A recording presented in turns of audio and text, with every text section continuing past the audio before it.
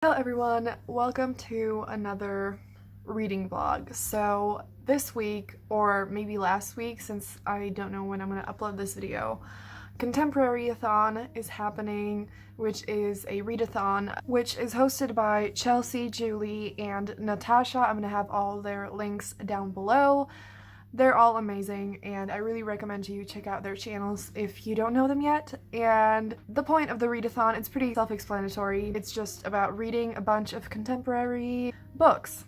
There are some challenges. I want to kind of try to follow them, but I just really want to read a bunch of contemporary this week. Today is actually Sunday, and it starts on Monday and goes to Sunday, but a friend of mine is coming to London to hang out with me for a week. So I decided to start a day early because I really want to read and I really want to make this vlog. I have 3 physical books here, and then I have some other books for my TBR. I think I'm just gonna read whatever I'm in the mood for, but I thought I could do a quick TBR at the beginning of the video. The first challenge is to read a book with green on the cover, and I have 2 books that kind of fit the category.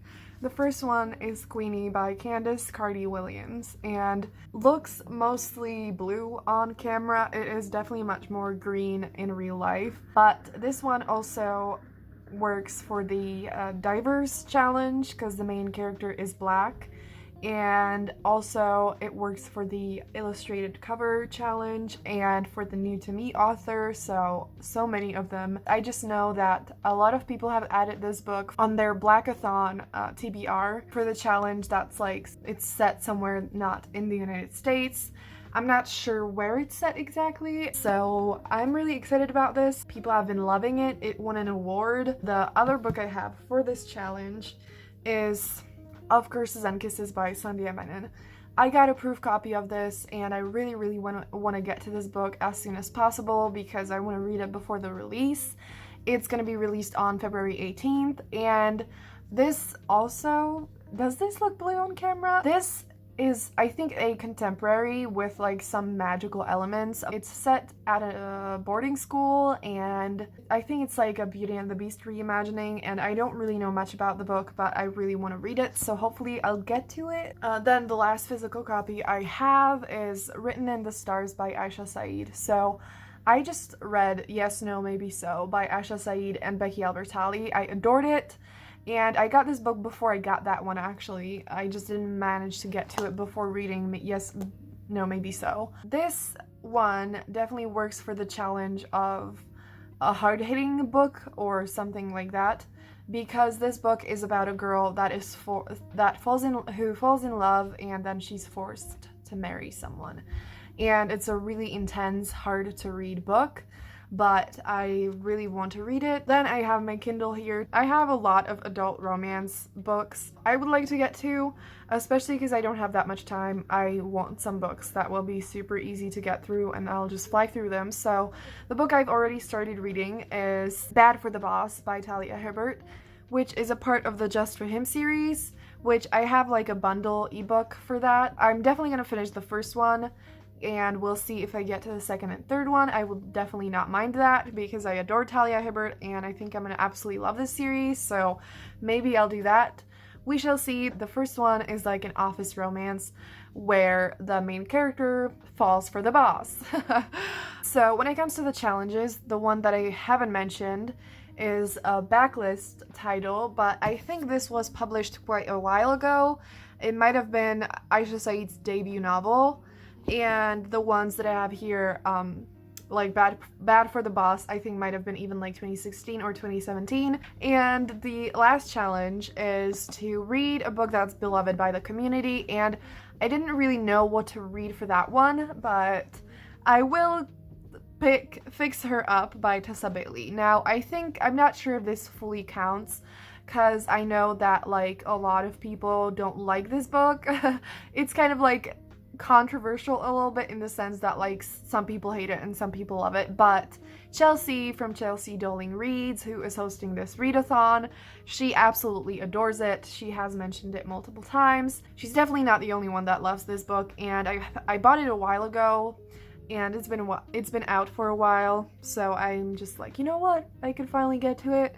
And yeah, Chelsea is amazing. Like I said, everyone's links will be down below, so this was like give a shout out to the person that loves it, and Chelsea is wonderful. I love her videos. Also, I'm not sure if I mentioned the challenge new to you author. I think I did, but a lot of these authors are new to me. The last book I have on my list is Torn by Carrie and Cole. This is another new to me author, and I added this to my TBR when Smutathon was happening, because I just know that it's a smutty adult romance.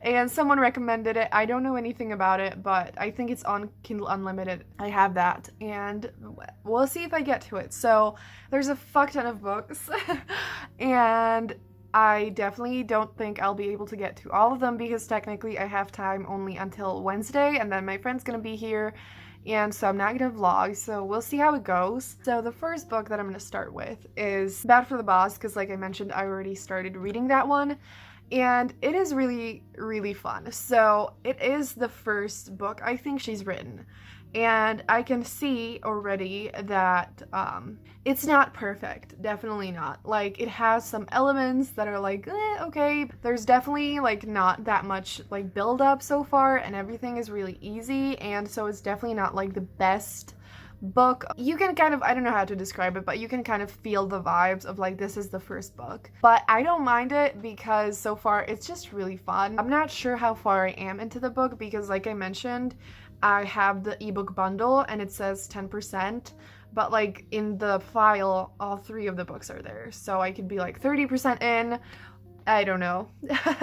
But we'll see. I think I will go read now, and I'll update you when I have any more thoughts, feelings, and yeah. Hello everyone, so I have been reading Bad for the Boss by Talia Hibbert. And again, since I'm reading like the file with all 3 of the books, I'm not really sure how far in I am, but I would guess like 80%, maybe even a little bit more. So I don't know what to like, I don't really know what to say about it, really. I'm gonna try to maybe talk about it tomorrow once I kind of, you know, like my thoughts like settle down, and yeah. I think I have a feeling that I'm gonna give it 4 stars. So it's not the best book that I've read by Talia Hibbert. It's not the best romance, but I'm having fun. It's cool. But I actually didn't mention that there's this aspect to the book that the main female character, Jennifer, she kind of dealt with really intense childhood trauma, and her parents were murdered when she was 11, and I don't really know how to like comment on the romance. It's kind of a lot, not in a bad way, but I'm just like, holy shit. Yeah, I think I'll just talk to you after I finish reading it, because I think I'm getting close to the end. It's time for an update. I finished reading Bad for the Boss by Talia Hibbert, and I'm giving it 4 stars. It's not my favorite of hers, and I didn't love some things in it. I didn't adore the smutty scenes. There was something in it that I was just like, not really for me. And also the main character deals, she basically has a stalker, and it's not like a big part of the book, but something happens, I'm not gonna spoil it, that's like related to that. I definitely wouldn't put this in the category of dark romance, but it had a vibe that made me slightly uncomfortable, because I personally just can't read about murder. It makes me extremely uncomfortable. Anything that's like stalkers and like anything of that sort, I cannot, like, I don't like it at all. And so I didn't love that. But just a warning, there is like PTSD and an anxiety attack and like childhood trauma, and she has a stalker and all of that going on. So just a warning if you want to pick this book up. But yeah, I'm not sure what I'm gonna read next. We'll see, but it's really late, so I'm gonna do that tomorrow and I'll update you once I'm reading something else. It's Monday and it's 2 p.m. and I haven't really read anything yet. The book that I think I'm gonna read next is actually one that is not on my TBR, and it is Riven by Rowan Parrish, which is a male-male romance. And I only listened to like 15 minutes just now, maybe even just 10, so I don't really know exactly what it's about, but the main character is a lead singer of a band, and Goodreads says that he is going to get together with a guitar player who is, he's rough and damaged, and he has been like accepting his new life as a loner, so it sounds fun, I guess. Yeah, I've never read a romance with like any singing related, like music related things, so that's pretty exciting. I think it could be really fun, and I have read multiple books by Rowan Parrish, and she's great. I think I'm gonna listen to the audiobook today. We'll see how much I get through. It's possible that I read the whole thing today, but it's also possible that I don't. Obviously. I think I have to listen to like 4 hours of it, which isn't that bad. Please excuse my towel, I just washed my hair. But I had some thoughts on the book and I really wanted to share them with you. So I really love Rowan Parrish's books. I feel like she's not talked about, like, at all. I've heard her books mentioned, like, a few times, but I haven't really heard anyone talk about her books, and she's definitely underrated, and I love her writing. Like, the way that she writes descriptions and stuff is so good, so I'm still not really that far into the book, but the two guys were just kind of like describing the other's appearance, and they're already, you know, like kind of attracted to each other and whatever. So I just loved that description. Like, it was just so good, and I was just like, holy shit, wow.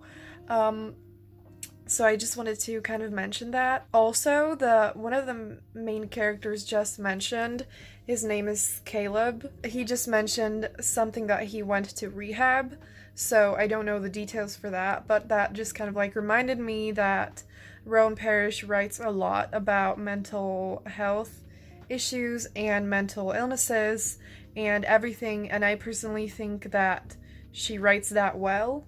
And like in most of her books that I've read, one of the characters has a mental illness, and I'm not sure what the case is here, but I just really like that. I've said before that I love when romance books have like deal with something a bit more serious, a bit more heavy, because I feel like it just adds depth to the book, and yeah. So I think that's it for now. I'm really enjoying it. I mean, I'm not far at all, but I think I could really like it. I also looked at it on Goodreads a bit more, and it got great reviews from people I trust. And so I'm like, I think this will be good. Hello everyone, it's time for an update. It's quite late now. I'm definitely not gonna finish it today, but I think I could finish it tomorrow, and I'm really enjoying it. I'm about 25% into it, and I forgot to mention a few things the last time I was talking to you about it. So it is a dual point of view. So both the main characters have a point of view, and both of them also in the audiobook have a different narrator. So I like that. The guys actually have quite a similar voice, both of the narrators and in the book a little bit, but I'm still like enjoying it and I'm not getting lost in it. It's like, it's fine. They're also quite cuddly, and everything moved really quickly. Again, which was the case with Bad for the Boss as well. And it's not bad, and obviously it can happen, but it's just not my personal favorite thing, because, you know, you just like, I mean, when there are high stakes and when it takes the characters longer to get together and figure shit out. It, like, you hate it, like, we hate it, but we love it, you know? Like, it just, the tension and the excitement and, like, how much we want them to get together, those feelings might be, like, frustrating, but, like, it is amazing, you know, to, like, be rooting for the characters and, like, fuck yeah. Which I'm definitely rooting for the characters, and it doesn't always have to be that way, but it's just, like, something that I would prefer a little bit more if it took, like, a little bit longer for them to develop, like, you know, like, sexual tension or whatever. They just went for it immediately, but obviously it will take them longer to figure out, like, the more relationship-y things, but I really like it. Again, one of the characters went to rehab and he has dealt with addiction. It hasn't been fully discussed there yet, but I'm really enjoying the book. I really like the singer vibe, and one thing that I absolutely loved, I already said that I think Roan Parrish writes beautifully. Her writing is amazing. Like, the description, earlier I mentioned, like, their appearance, but even when, like, they're kissing and the way that they describe music, and they also relate, like, touches to music a lot of the time, like, the comparisons are related to music, and I just absolutely love that. Like, I mean, I absolutely adore music. Who doesn't love music? And I love the descriptions of that, of everything. Any feelings, I just think it's amazing, and I love the characters, and I'm enjoying it. I actually messed up. Not that it really matters, but I'm really excited because I said that a friend of mine is coming here to visit me, and that is happening, but I confused the day that when she's gonna get here. I thought it was on Thursday, so I was like, I only have Monday, Tuesday, and Wednesday technically, but she's actually, like, leaving on Friday, but she's gonna get here on Saturday morning. So I have 2 more full days that I didn't think I would have. It's gonna be fun, and I'm really excited. Okay, I need to shut up because I don't want this to be 10 million years long. So I'll update you. You know how it goes. Yeah, I'll talk to you later. It's time for an update. I just finished reading Riven by Roan Parrish. I loved it. I just gave it 5 stars on Goodreads. There were points in the book where I wasn't sure if it would be a 4-star read or a 5-star read, but I don't know how to explain